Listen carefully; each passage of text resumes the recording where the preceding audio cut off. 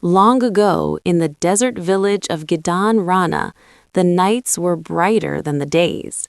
The moon shone so clearly that travelers could count grains of sand, and children could see the whites of each other's eyes while playing long after sunset.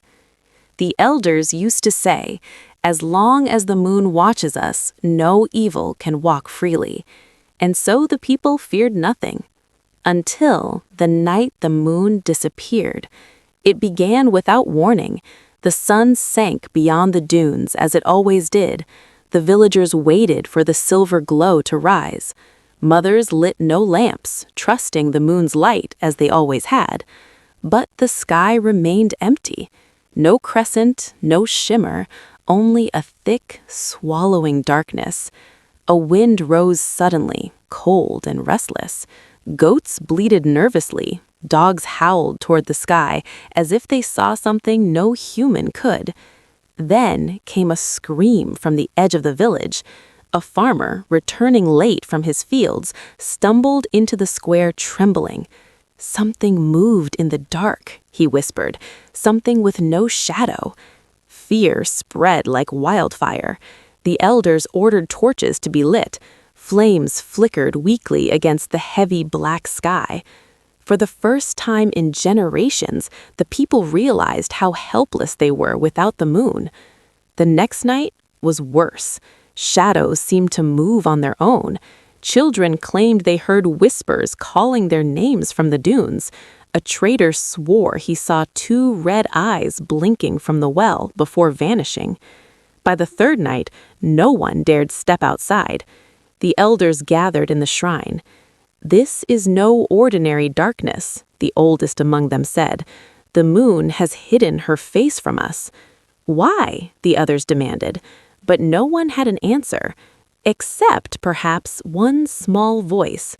Zainabu, an orphan girl, barely 12, had been listening from behind the shrine wall. Unlike the others, she did not tremble. She remembered something her grandmother once told her. The moon is not just light, she is spirit, and spirits withdraw when disrespected. That night, while the village locked their doors, Zainabu slipped out alone. The darkness felt alive. The wind tugged at her wrapper. Every sound seemed closer than it should be. Halfway to the dunes, she heard it. Her name. Zainabu. The voice drifted across the sand like smoke. Her heart pounded, but she did not run. "I will not answer what hides in fear," she said firmly. The whisper faded. She climbed the tallest dune, her feet sinking deep into cold sand. At the top, she raised her face to the black sky. "Moon," she cried, "if you are angry, speak. If we have offended you, tell us." For a long moment, nothing happened. Then the wind stopped.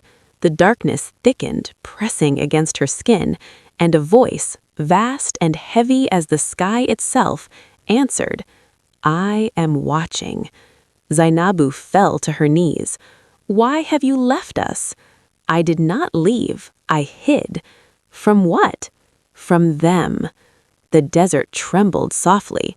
"They lie beneath my light. They cheat their brothers.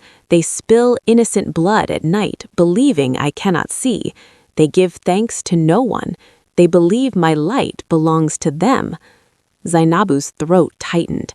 She had seen it too. Neighbors stealing goats, traders using false weights, brothers quarreling over land. "Will you never shine again?" she whispered. Silence. Then, "When gratitude returns, light will return." Suddenly, the darkness shifted. Shapes began forming around her, shadowy figures circling the dune.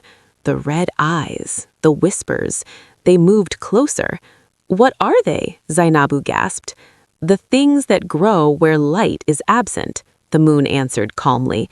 The shadows reached for her, and she screamed. Down in the village, the elders heard it. Without thinking, they grabbed their drums and ran toward the dunes. Mothers, fathers, children followed with torches raised high. When they reached the hill, they saw Zainabu surrounded by swirling darkness. The oldest elder lifted his staff.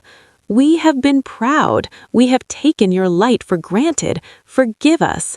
One by one, villagers began confessing, loudly, desperately. "I stole from my neighbor. I lied in the market. I refused to help the hungry." Their voices filled the desert. The shadows hissed and shrank. Zainabu closed her eyes as the wind roared. Then, a crack of silver split the sky.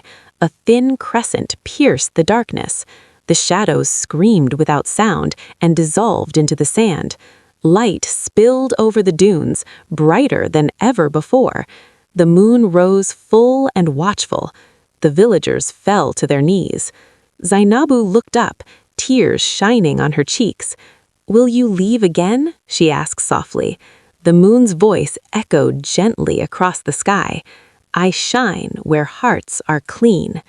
From that night onward, no one in Gidan Rana forgot the darkness that nearly swallowed them, and whenever someone was tempted to do wrong, they would look up and remember the night the moon watched in silence. Moral: when gratitude fades and wrongdoing grows, even the light might turn its face away.